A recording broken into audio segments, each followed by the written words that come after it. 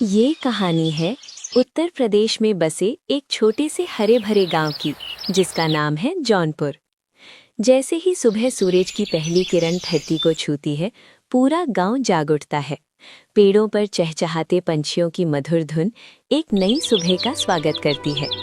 हर इंसान अपनी रोजी रोटी की तलाश में घर से बाहर निकल पड़ता है। कोई खेतों में पसीना बहाने जाता है तो कोई मजदूरी का काम करता है। कोई अपनी गायों को खेत में चराने ले जाता है तो कोई गांव के मोड़ पर अपनी छोटी सी दुकान खोलकर एक नए दिन की शुरुआत करता है। गांव के लोग खाने के बड़े शौकीन हैं। उसी गांव में बगल के गांव दीनापुर से एक आदमी काम की तलाश में आया था। उसका नाम चिंटू था। वो बहुत ही गरीब था। उसके पास न खाने के पैसे थे, न ही रहने के लिए कोई घर था। वो काम की तलाश में गांव में इधर उधर भटक रहा था। तभी उसे एक आदमी दिखाई देता है। वो उसके पास जाता है और कहता है, अरे भाई, मैं बगल के गांव दीनापुर से यहाँ काम की तलाश में आया हूँ, लेकिन मैं बहुत गरीब हूँ। मेरे पास पैसे भी नहीं हैं और ना ही रहने के लिए घर है। क्या तुम मेरी कोई मदद कर सकते हो? देखो भाई, मैं तो कोई मदद नहीं कर सकता, लेकिन गांव में एक सेठ है जो ब्याज पर पैसे देते हैं और उनके पास बहुत सारे मकान भी हैं। वहां तुम्हें रहने के लिए भाड़े पर मकान भी मिल जाएगा। अरे भाई, ये तो बहुत अच्छी बात है। तुम मुझे उनके पास ले चलो ना। हाँ भाई, मैं लेके चलता हूँ, लेकिन तुम पहले ये बताओ कि तुम काम क्या करने वाले हो। तुम ही बताओ भाई, मैं किस चीज की दुकान लगाऊं कि तुम्हारे गांव में मेरी अच्छी बिक्री हो। देखो भाई, शाम को हमारे गांव के लोग खाने के लिए बाजार में निकल जाते हैं। हमारे गांव में एक रघु समोसे वाला है। उसके समोसे गांव वाले बड़े चाव से खाते हैं। तुम चाहो तो कोई फास्ट फूड की दुकान लगाओ, गांव के लोग तुम्हारे पास भी आएंगे। ठीक है भाई, मैं पानी पूरी की दुकान खोलता हूँ और कल शाम से अपनी दुकान बीच बाजार में लगा दूंगा। हाँ भाई ठीक है, चलो मैं तुम्हें सेठ के पास ले चलता हूँ। तभी वे दोनों सेठ के पास जाने लगते हैं। तभी चिंटू सेठ से कहता है, सेठ जी, मैं बगल के गांव दीनापुर से यहाँ काम की तलाश में आया हूँ, लेकिन मेरे पास रहने के लिए घर भी नहीं है और पैसे भी नहीं हैं। क्या मुझे आपसे 25,000 रुपये उधार मिलेंगे? मैं उधार तो दे दूंगा, लेकिन तुम्हें मेरे 25,000 रुपये 1 महीने के बाद ब्याज के साथ चुकाने पड़ेंगे और 25,000 की जगह 30,000 देने होंगे। और ये बात याद रखना, अगर तुमने सही समय पर पैसे नहीं चुकाए तो अच्छा नहीं होगा। ठीक है सेठ जी, मुझे मंजूर है। मैं आपके पैसे सही समय पर चुका दूंगा। सेठ जी, मुझे भाड़े पर मकान भी चाहिए। ठीक है, ये मेरा आदमी चुन्नीलाल है। ये तुम्हें तुम्हारा घर दिखा देगा। तुम्हारा 1 महीने का घर का किराया 3,000 होगा। ठीक है, ये लो तुम्हारे 25,000 रुपये। सेठ चिंटू को पैसे दे देता है और सेठ का आदमी चुन्नीलाल उसे उसका घर दिखा देता है। चिंटू बिस्तर पर बैठा था। तभी वो कुछ सोचने लगा और कहता है, अरे, सबसे बड़ी दिक्कत तो यही है कि ठेला ढूंढूं। वो तो मेरे पास है ही नहीं। फिर से गांव में ठेले की तलाश में जाना पड़ेगा। वो बाजार में आ जाता है और चलते चलते एक आदमी के पास जाता है और कहता है, भाई, मैं इस गांव में नया हूँ और मुझे अपनी दुकान खोलनी है, तो मुझे ठेला चाहिए। तुम्हारे पास ठेला है क्या? भाई, मेरे पास तो ठेला नहीं है, लेकिन हाँ, एक आदमी है, उसके पास जरूर होगा। यहीं सीधे जाओगे तो एक हवेली जैसा घर होगा, वहीं जाना, तुम्हें उनसे ठेला मिल जाएगा। चिंटू भी वहां पहुंच जाता है और वो उस आदमी के पास जाता है और कहता है, अरे सेठ, मुझे गांव के एक आदमी ने आपका पता दिया। उसने कहा कि आपके पास से मुझे ठेला मिल जाएगा। हाँ, मेरे पास बहुत सारे ठेले पड़े हैं, लकड़ी के, स्टील के, सारे। लेकिन तुम्हें ठेला क्यों चाहिए? मैंने तो गांव में तुम्हें कभी नहीं देखा। मैं दूसरे गांव से यहाँ काम की तलाश में आया हूँ और अपना पानी पूरी का ठेला खोलना चाहता हूँ, इसीलिए मुझे एक ठेले की जरूरत है। अच्छा, तो ये बात है। तो बताओ कौन सा ठेला चाहिए? लकड़ी का ठेला 6,000 का है और स्टील का ठेला 15,000 का है। तुम्हें कौन सा चाहिए? अरे सेठ, मैं कहाँ इतना महंगा ठेला ले पाऊंगा।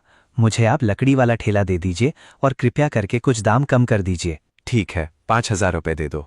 चिंटू को उसका ठेला मिल जाता है। चिंटू बहुत थक गया था, इसलिए वो आराम से सो जाता है। अगली सुबह होती है। चिंटू सुबह उठता है और बाजार जाने लगता है।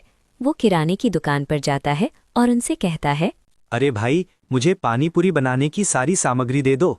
दुकानदार चिंटू को सारा सामान दे देता है और वो सामान लेकर घर जाने लगता है। फिर वो बचे हुए पैसों से एक ठेला भी ले आता है। अगली सुबह होती है।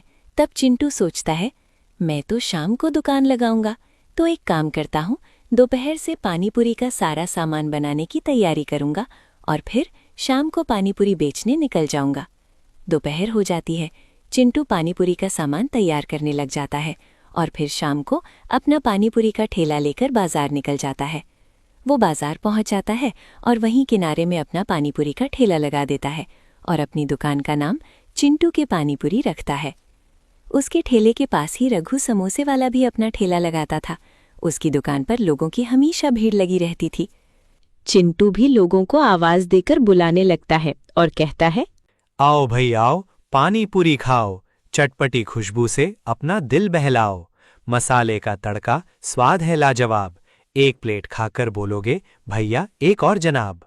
गांव वालों ने पानीपुरी की दुकान देखकर वहां जाना शुरू कर दिया। चिंटू 20 रुपए में 5 पानीपुरी बेचता था। धीरे धीरे वहां लोग आने लगते हैं और चिंटू से कहते हैं, अरे भाई, तुम कौन हो? आज तक कभी देखा नहीं यहाँ। अरे भैया लोग, हमारा नाम है चिंटू। मैं दूसरे गांव से यहाँ काम की तलाश के लिए आया था, तो गांव के एक आदमी ने कहा कि यहाँ पानीपुरी कोई नहीं बेचता है, तो तुम ही उसका ठेला लगा दो। तो मैंने अपना ठेला लगा दिया। अच्छा, तो ये बात है। अरे भैया, थोड़ा एक एक प्लेट पानीपुरी लगा दो, बहुत दिन हो गए पानीपुरी खाए। तभी चिंटू पानीपुरी लगा देता है और वे लोग पानीपुरी खाने लगते हैं। खाकर कहते हैं, अरे भाई, तुम्हारी पानीपुरी में तो अच्छा स्वाद है, बस 20 में 5 थोड़ा महंगा सा लग रहा है। ये कहकर वे लोग वहां से चले जाते हैं। ऐसे ही धीरे धीरे थोड़े बहुत लोग उसके ठेले पर आते और पानीपुरी खाकर चले जाते, और वहीं दूसरी तरफ रघु की दुकान पर बहुत भीड़ लगी रहती थी। सब लोग उसके समोसे बड़े मजे से खाते थे। ऐसे ही चिंटू अपनी दुकान लगाता रहा और थोड़े बहुत लोग उसके ठेले पर पानीपुरी खाने आते, लेकिन उसे कुछ अच्छा मुनाफा नहीं हो रहा था जिससे वो पैसे जमा करके सेठ के दिए हुए पैसे लौटा सके। तभी एक दिन वो उदास मन से बिस्तर पर बैठा था और सोच रहा था, आखिर मैं ऐसा क्या करूं कि मेरी दुकान पर भी लोगों की भीड़ बढ़ जाए और मुझे भी अच्छा मुनाफा हो। तभी उसके दिमाग में ख्याल आता है, मैं एक काम करता हूँ और एक नई स्कीम शुरू करता हूँ। 50 रुपए में अनलिमिटेड पानीपुरी। इस गांव में सब लोग ज्यादा नहीं खा पाएंगे, जिससे मुझे अच्छा मुनाफा भी होगा और मैं जल्दी ही सेठ के पैसे भी लौटा दूंगा। अगला दिन आता है और चिंटू पानीपुरी बनाने का काम करता है। शाम को वो पानीपुरी बेचने निकल जाता है, अपना ठेला लगा देता है और अब अपनी दुकान का नाम अनलिमिटेड पानीपुरी वाला रखता है। फिर जोर जोर से चिल्लाकर कहता है, अरे आओ गांव वालों आओ, और 50 रुपए में अनलिमिटेड पानीपुरी का आनंद उठाओ। ये सुनकर उसकी दुकान पर लोग आने लगते हैं। सभी लोग देखते हैं कि चिंटू 50 रुपए में अनलिमिटेड पानीपुरी बेच रहा है। ये देखकर उसकी दुकान पर भीड़ लगने लगती है। वो सबको पानीपुरी दे देता है और सभी लोग बड़े मजे से तीखी मीठी पानीपुरी का आनंद लेते हैं। उसी गांव में एक गर्लफ्रेंड बॉयफ्रेंड का जोड़ा था। दोनों एक दूसरे से बहुत प्यार करते थे, लेकिन एक दिन ऐसे ही उन दोनों का झगड़ा हो गया और लड़की अपने घर चली गई। लड़का उदास बैठा था। तभी वो चिंटू की पानीपुरी की दुकान पर आता है। उसे उदास देखकर चिंटू कहता है, अरे भैया, गर्लफ्रेंड छोड़कर भाग गई क्या? इतना उतरा हुआ चेहरा क्यों है आपका? अरे भाई, मेरी गर्लफ्रेंड से छोटी बात पर झगड़ा हो गया है। वो नाराज हो गई है और मान ही नहीं रही है। बस इतनी सी बात। ये लड़की लोगों को पानीपुरी बहुत पसंद होती है। तुम उन्हें पानीपुरी खिलाओ, उनकी नाराजगी दूर हो जाएगी। और मैं तो 50 में अनलिमिटेड पानीपुरी दे रहा हूँ। पेट भर कर खाना, दोनों को मजा हो जाएगा। तभी वो अपनी गर्लफ्रेंड को फोन करके कहता है, तुम्हारे लिए एक सरप्राइज है, जल्दी से बाजार में आ जाओ प्लीज। उसकी गर्लफ्रेंड भी चिंटू के ठेले के पास आ जाती है और अपनी बॉयफ्रेंड से कहती है, क्या हुआ है? अभी भी कुछ झगड़ा बाकी रह गया है क्या? अरे शांत हो जाओ, ये देखो पानीपुरी। गांव में तो कोई बेचता नहीं, लेकिन मुझे पता है तुम्हें ये बहुत पसंद है। आज हम साथ में पानीपुरी खाएंगे। तुम्हें जितना खाना हो तुम उतनी चटपटी पानीपुरी खाओ। ये देखकर वो बहुत खुश हो जाती है। चिंटू भी उनको पानीपुरी लगा देता है और वो दोनों मजे से पेट भर कर पानीपुरी खाते हैं और कहती है, अरे भैया जी, ये तो सच में बड़ी मस्त है, एकदम चटपटी, मजा ही आ गया। मुझे पानीपुरी बहुत पसंद है, लेकिन इस गांव में बस एक समोसे की ही अच्छी दुकान है। लेकिन अब मेरा समोसे से भी मन भर गया है। आपने अच्छा किया यहाँ दुकान खोल के, अब मैं रोज यहीं खाने आया करूंगी। अब उन दोनों का झगड़ा भी खत्म हो गया। जाते जाते उसने चिंटू से कहा, धन्यवाद भाई, तुमने बहुत अच्छा आइडिया दिया। मेरी गर्लफ्रेंड की नाराजगी पूरी दूर हो गई और वो अब खुश है। ये कहकर वो दोनों भी वहां से चले जाते हैं। उस दिन चिंटू की दुकान पर भारी भीड़ लगी रहती है और उसे अच्छा मुनाफा भी होता है। उसकी सारी पानीपुरी बिक जाती है और वो घर जाने लगता है। वो बहुत ज्यादा खुश था क्योंकि उसे आज बहुत अच्छा मुनाफा हुआ था। अगले दिन भी वो अपना ठेला लगा देता है। तभी वहाँ एक लड़की आती है और कहती है, अरे भैया, एक प्लेट तीखी पानीपुरी लगा देना। ठीक है, मैं अभी लगा देता हूँ। वो उस लड़की को पानीपुरी खाने के लिए दे देता है और वो पानीपुरी खाकर कहती है, क्या भैया, ये तो बहुत मीठी है, थोड़ा तीखा दो ना भैया। चिंटू उसमें और मिर्च मिलाकर पानीपुरी लगा देता है। वो फिर खाकर कहती है, अरे भैया, थोड़ा और तीखा। चिंटू परेशान हो जाता है और उसमें और मिर्च मिलाकर दे देता है। फिर वो लड़की पानीपुरी खाकर वहां से चली जाती है। तभी चिंटू मन में सोचता है, ये लड़की कैसी है? इतना तीखा कोई कैसे खा सकता है? अगर मैंने इतना तीखा खा लिया तो मेरा तो सिस्टम ही हैंग हो जाएगा। फिर वहां एक मोटा आदमी आता है और कहता है, भाई, एक प्लेट पानीपुरी लगाना। तभी चिंटू उसे पानीपुरी दे देता है और वो खाने लगता है। एक प्लेट खाने के बाद वो कहता है, भाई 50 की तो अनलिमिटेड पानीपुरी है, तुम एक प्लेट और लगा दो। वो आदमी ऐसे ही करते करते 10 प्लेट पानीपुरी खा जाता है। तभी चिंटू सोचता है, अरे ये तो इतनी सारी पानीपुरी अकेले ही खा गया। अगर ऐसे ही लोग खाने लगे तो मैं तो बर्बाद हो जाऊंगा। मैं एक काम करता हूँ, इसमें ज्यादा तीखी मिर्च मिलाकर दे देता हूँ, ये खुद ही खाकर चला जाएगा। तभी चिंटू उसे तीखी मिर्च वाली पानीपुरी दे देता है। वो खाता है और उसे बहुत तीखा लगता है, इसलिए वो वहां से चला जाता है। उसी गांव में 2 दोस्त चबूतरे पर बैठे हुए थे, ढोलू और भोलू। तभी एक दोस्त कहता है, भाई, बहुत दिन से कुछ चटपटा खाने का मन कर रहा है। इन समोसों से अब मन भर गया है, अब कुछ नया खाना है। अरे तो बाजार चलते हैं ना, एक नई दुकान खुली है 50 रुपए में अनलिमिटेड पानीपुरी वाली। अरे वाह, तब तो मजा आएगा, पेट भर कर खाएंगे। एक प्रतियोगिता करते हैं, जो सबसे ज्यादा खाएगा उसे हारने वाला 500 रुपए इनाम देगा। अरे लग गई शर्त, मैं नहीं हारने वाला। फिर वो दोनों चिंटू के ठेले पर आते हैं और कहते हैं, भैया, हमें अनलिमिटेड पानीपुरी लगा दो। हमने एक शर्त रखी है, जो ज्यादा खाएगा उसे हारने वाला 500 रुपए देगा। अरे वाह, ये तो देखने में मजा आएगा। वो उन्हें पानीपुरी लगा देता है। दोनों खाने लगते हैं। वो एक प्लेट खत्म करते हैं, फिर दूसरी प्लेट खाते हैं।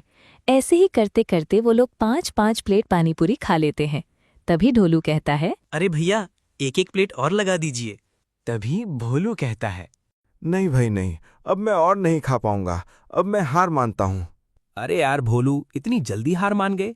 मैं तो अभी और 2-3 प्लेट खाता। चलो कोई ना, लाओ मेरे 500 रुपए।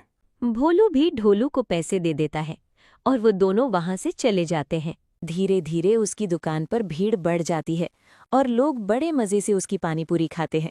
उसे बहुत अच्छा मुनाफा भी होता है।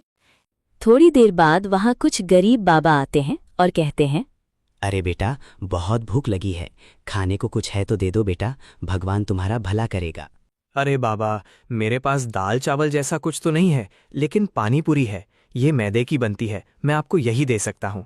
ठीक है बेटा, हमारे लिए जो भी है तुम वही दे दो, बहुत भूख लगी है। चिंटू उन्हें पानीपुरी लगा देता है और वे लोग पानीपुरी खाने लगते हैं। दोनों लोग पेट भरकर पानीपुरी खाते हैं और कहते हैं, अरे बेटे, ये तो बहुत चटपटी और स्वादिष्ट है। इसकी स्वाद तो जैसे जीभ पर चढ़ सा गया है और पेट भी भर गया। धन्यवाद बेटा, भगवान तुम्हारा भला करे। ये रघु समोसे वाला तो कभी हमारी मदद नहीं करता और ना ही खाने को कुछ देता है, उल्टा हमें चिल्लाकर भगा देता है। बाबा जी, अब आप लोग चिंता मत कीजिए। आप लोगों को जब भी भूख लगे यहाँ आ जाना, मैं आपको मुफ्त में पेट भरकर पानीपुरी खिला दूंगा। फिर वे दोनों बाबा भी वहां से चले जाते हैं। ऐसे ही दिन बीत जाते हैं और अब चिंटू की दुकान पर हमेशा लोगों की भीड़ लगी रहती थी। वहीं रघु समोसे वाले की दुकान पर लोगों ने जाना कम कर दिया। ये देखकर रघु कहता है, मुझे इस चिंटू पानीपुरी वाले का कुछ करना पड़ेगा, नहीं तो मुझे अपनी समोसे की दुकान बंद करनी पड़ जाएगी। फिर रघु चिंटू के पास आता है और कहता है, क्या चिंटू, क्या कर रहा है? दूसरे गांव से आया है तो औकात में रह और अपना ठेला बंद करके अपने पहले वाले गांव निकल जा। यहाँ तेरी वजह से लोगों ने मेरे समोसे खाना बंद कर दिया है और यहाँ पानीपुरी खाने आ रहे हैं। देखो रघु भाई, बहुत चल लिया तुम्हारा राज, अब मेरी बारी है। लोगों ने बहुत समोसे खा लिए, अब सब पानीपुरी खाएंगे। तुम्हें जो करना है कर लो, लेकिन दुकान तो बंद नहीं होगी। ये सुनकर रघु को बहुत गुस्सा आता है और वो वहां से चला जाता है। तभी रघु को ये पता चलता है कि चिंटू ने गांव के सेठ से 25,000 रुपये उधार लिए हैं और उसे कल पैसे सेठ को चुकाने हैं। तभी रघु ने सोचा, मैं एक काम करता हूँ, मैं चिंटू के घर जाकर उसके पैसे ही चुरा लेता हूँ।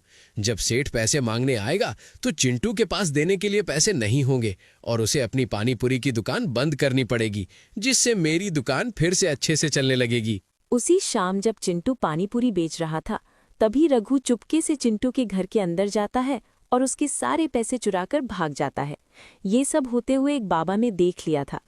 अपनी सारी पानीपुरी बेचकर चिंटू अब घर जाने लगता है और घर पहुंचकर देखता है कि उसके सारे पैसे चोरी हो चुके हैं। ये देखकर वो बहुत परेशान हो जाता है और कहता है, हे भगवान, ये क्या हो गया? मेरे सारे पैसे कौन चोरी कर ले गया? अब मैं कल सेठ को क्या जवाब दूंगा? सेठ तो मेरी दुकान ही बंद करवा देगा। तभी वहीं बाबा चिंटू के घर पर आते हैं और उससे कहते हैं, देखो बेटा, तुम चिंता मत करो, तुम्हारे सारे पैसे उस रघु ने चुराए हैं। ये सब मैंने अपनी आंखों से देखा है। कल तुम सरपंच के पास जाना और उन्हें सारी बातें बता देना, वो तुम्हारी मदद जरूर करेंगे। ठीक है बाबा, आप कहते हैं तो मैं कल सरपंच के पास जाता हूँ। अगली सुबह होती है और सेठ चिंटू से अपने पैसे लेने आता है और कहता है, ला चिंटू, 1 महीना हो गया, मेरे पैसे दे। अरे सेठ जी, मुझे बस 1 दिन का और समय दे दीजिए। मैं आपके पैसे पक्का लौटा दूंगा, बस मेरा भरोसा कीजिए। 1 दिन का समय और दे दीजिए। तभी सेठ गुस्से में कहता है, देख चिंटू, मैं बस कल तक का समय दे रहा हूँ। अगर तूने पैसे नहीं दिए तो तेरे साथ अच्छा नहीं होगा, ये बात याद रखना। यह कहकर सेठ वहां से चला जाता है। चिंटू भी सरपंच के पास मदद के लिए जाता है और सारी बातें बता देता है। तभी सरपंच रघु को भी वहां बुलाता है और उससे सवाल जवाब करता है और कहता है, रघु, तूने चिंटू के पैसे क्यों चुराए? अरे सरपंच जी, आप ये कैसी बात कर रहे हैं? आखिर मैं ऐसी हरकत क्यों करूंगा? और ये तो गांव में नया है, ये झूठ कह रहा है। मुझे गांव के बुजुर्ग बाबा ने ये सब बताया है। उन्होंने तुम्हें पैसे चुराते हुए देखा है। अगर तुम अब भी नहीं मानते हो तो मैं पुलिस को बुलाता हूँ, वही इस मामले की जांच करेंगे। पुलिस का नाम सुनते ही रघु डर जाता है और सरपंच से कहता है, जब से ये चिंटू गांव में आया है, तब से मेरे दुकान पर लोगों ने आना कम कर दिया है। मुझे माफ कर दो सरपंच जी, मैंने ही चिंटू के पैसे चुराए थे ताकि सेठ उसकी दुकान बंद कर दे और मेरी दुकान पर फिर से भीड़ बढ़ जाए। तुमने चोरी करके एक बड़ा जुर्म किया है, तुम्हें इसकी सजा जरूर मिलेगी। रघु चिंटू से माफी मांगता है और उसके सारे पैसे भी वापस लौटा देता है। सरपंच जी ने भी रघु की समोसे की दुकान 2 महीनों के लिए बंद करा दी। चिंटू भी सेठ के यहाँ जाकर उनके सारे पैसे ब्याज सहित लौटा देता है और फिर से अपनी पानीपुरी की दुकान लगा देता है। सभी लोग उसकी अनलिमिटेड तीखी मीठी पानीपुरी का ढेर सारा आनंद लेते हैं।